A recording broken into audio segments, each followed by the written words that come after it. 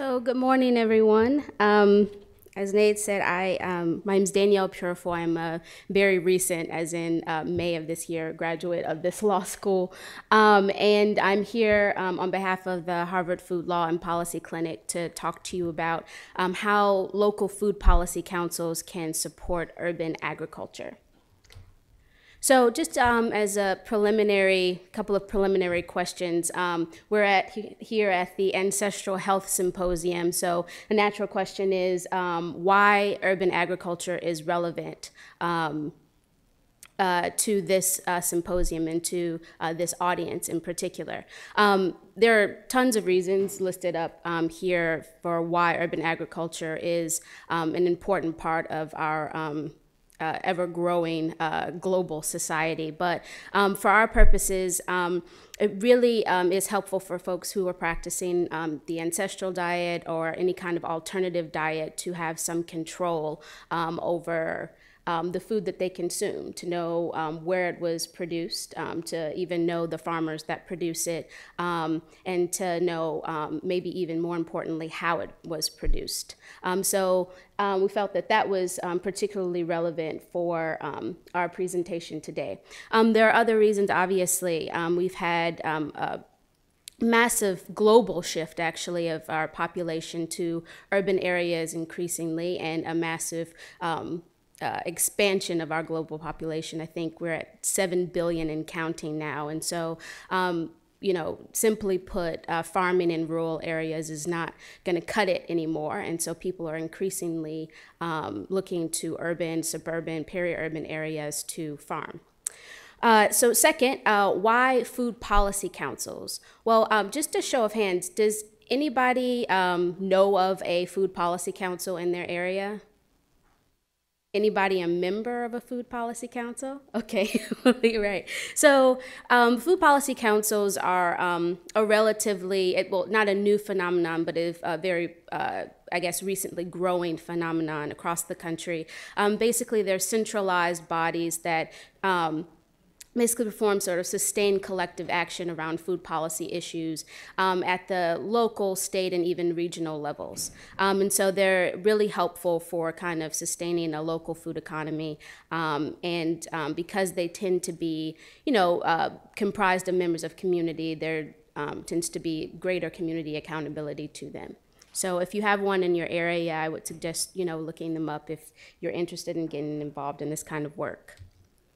So I'm going to talk about three urban agricultural objectives that food policies can target. The first is zoning for urban agriculture, the second being resource building, and the third, which is, I think, less talked about, but I think is still very important, is ecological sustainability. We want to be farming sustainably for our future as we move agricultural production closer to where we live, essentially.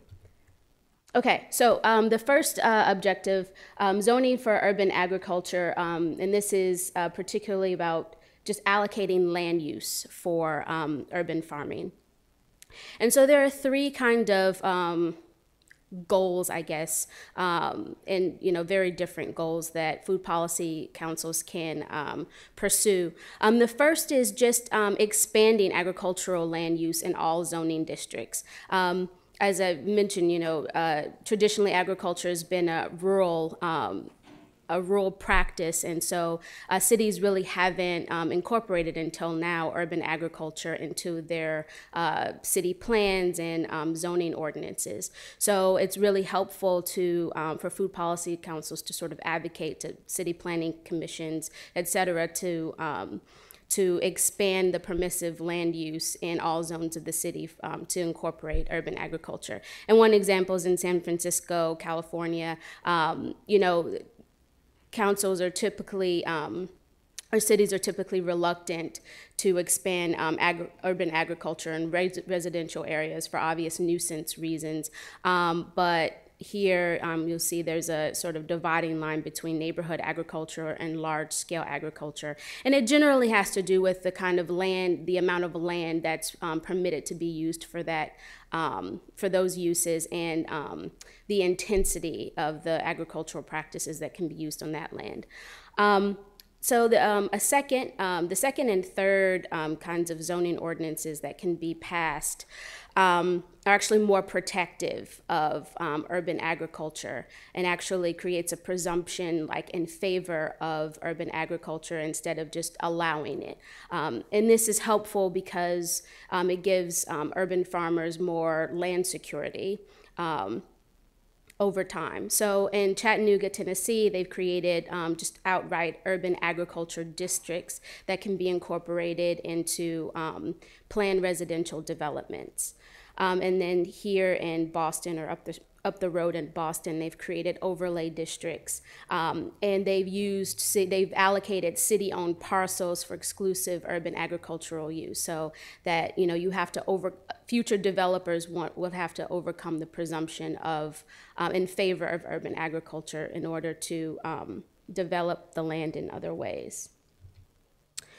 The second part of Objective 1 is zoning for animal husbandry, which is a far more contentious issue, as you can imagine, in urban areas because of a lot of nuisance issues and, in some cases, allergy issues for neighbors. The University of New Mexico actually a few years ago did a study on so-called backyard chicken laws. And chickens are typically or actually it's mostly hens because they don't tend to allow roosters in cities, but are the most common of the animals that are allowed in urban areas. So some of the typical laws, they require city permits or fees for residential areas. You typically not have more than 3 to 4 per household, no roosters, they have to be enclosed. And there are typically restrictions on chicken slaughtering in residential areas. Obviously, those laws would be more lax in non-residential areas. And then moving on to apiaries, which are up and coming in a lot of cities. I mean, a lot of farmers like to have bees around, not only for harvesting honey, but also for cross-pollination for their crops. So the restrictions on this are, for obvious reasons, a little bit more stringent. Sometimes they require neighborhood consensus, or at least a majority vote of the neighborhood. There are distance requirements, and then again, city permits and fees. And then there are other livestock ordinances. Here for bigger animals, goats and sheep, and even pigs. And as you can see, like in areas like Charlottesville, Virginia, these are more peri-urban areas. In Cleveland, actually, definitely more of an urban area, has sort of really been kind of taken a more liberal approach to allowing animal husbandry in residential areas, subject to size restrictions. So in Objective 2, there's resource building. And as you can imagine, doing any kind of agricultural project requires a ton of resources, not the least of which is land. So this first slide on resource building is about land inventory and preservation. So if you look in the sort of the middle slide there, I think the first area to start where food policy councils can be really effective is to petition the city and even work with private organizations on building land inventories. Some of you may drive around your neighborhoods and see that there's tons of vacant land but don't know who it belongs to, but it's blighted, it's ugly, it's being underutilized. So there's been a lot of efforts across the country to create land inventories, both public and private, and to that end to figure out, how to allocate that land to good use for urban agriculture. And two examples are the Diggable City project in Portland, Oregon. A local university there, I think it was Portland State, partnered with the city planning department and used their GIS technology to identify vacant lots across the city and put them into a viable database so that they could actually distribute to organizations that were interested in farming. The same thing happened with the Sustainable Food Center in Austin, Texas, partnered with both city and private organizations to do the same thing.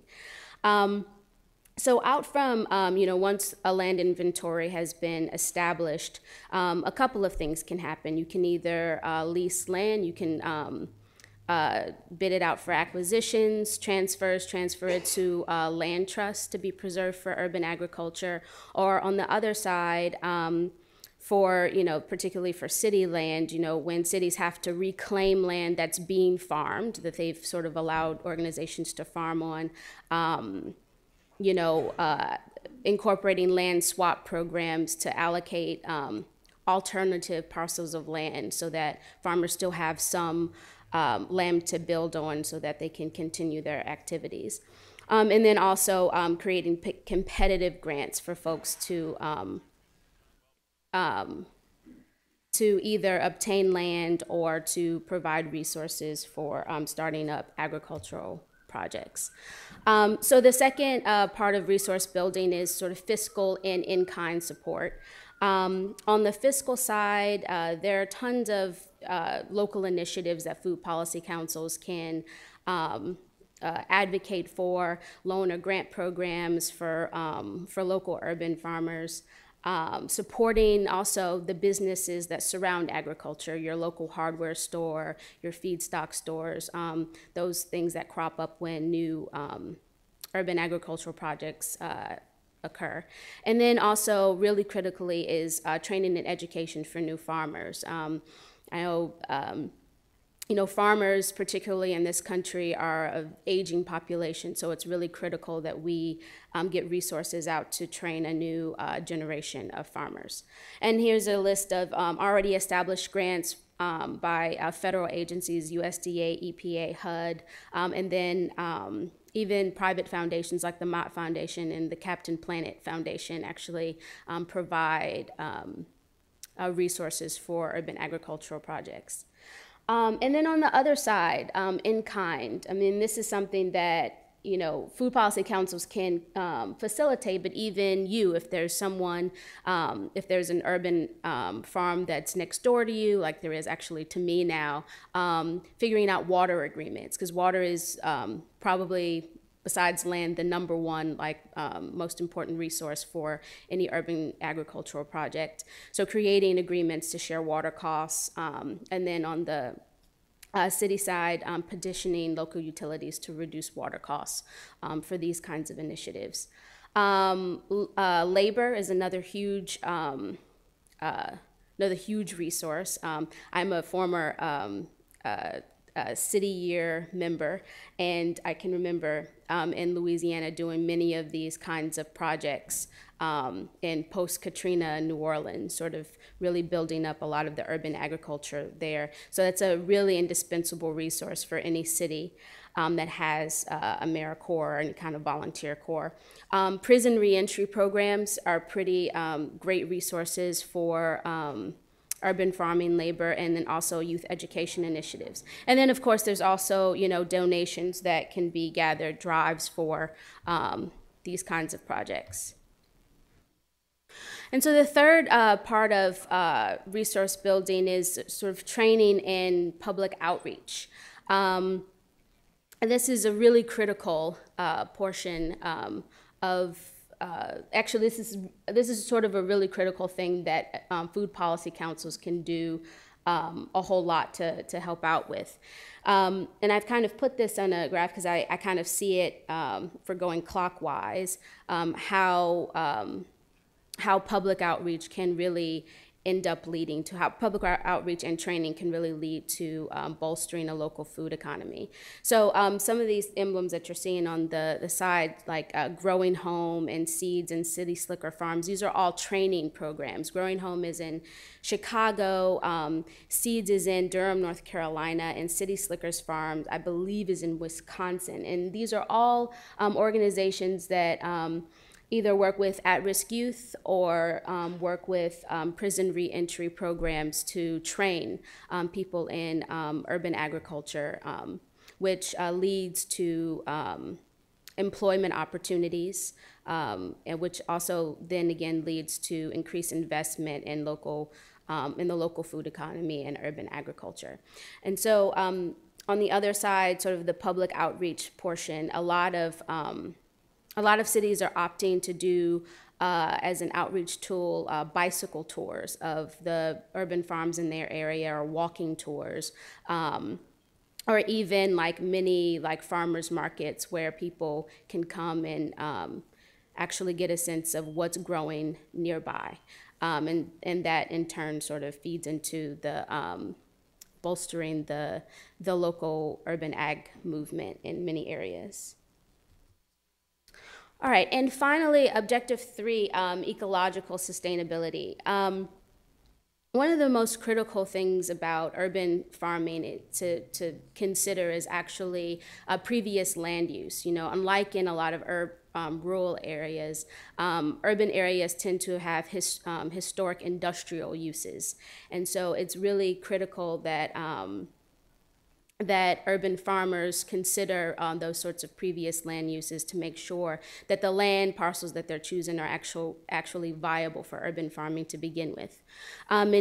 Region 5 of the EPA actually came out with a interim guidelines for urban farmers to sort of consider, to sort of create a protocol for how to sort of assess land to make sure that it's suitable for urban agriculture. So, just going sort of clockwise around, you know, firstly, identifying those previous uses, collecting soil samples and having them tested at your local urban agricultural extension or at a local lab.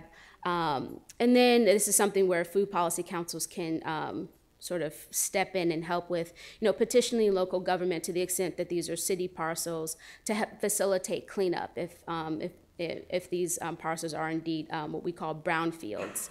And then also, you know, furthering the sort of community education on these issues, because it's not only an issue that happens. It can be very much a residential issue if you're even farming on your own land, partnering with local organizations to host farmyard trainings on soil health and safety, and partnering with local agricultural extensions and labs to maybe support this kind of work over the long term.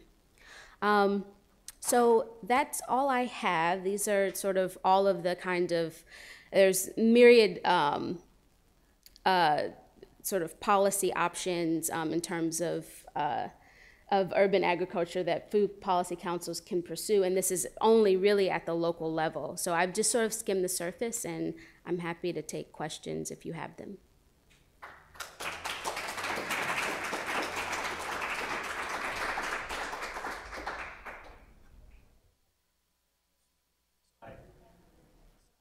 First, I'm curious why it is that an urban population shift implies that urban agriculture is necessary or desirable. And second, I'm wondering if your organization has fully considered, you mentioned the nuisance issue, but aren't there other potential externalities in terms of public health and environmental issues that might arise if we had more urban agriculture? Sure. So to the first question, I think it's part of the issue is not only that there's this shift in population to urban areas, but that shift kind of leaves a void in terms of people who are actually farming. And we can see that particularly in this country, that are, as I mentioned before, the farmers here are an aging population. People are a lot less interested, at least of our generation, in farming on the whole. And so it's really important, it's become important to train up a new generation of farmers. And then there's also a push simultaneously for a local food movement, which is why people are kind of looking at farming in their own communities, which are increasingly urban. Oh, are we? Yeah, I'm sorry, our time is up. Thanks, Danielle. Okay, all right. Sorry about that.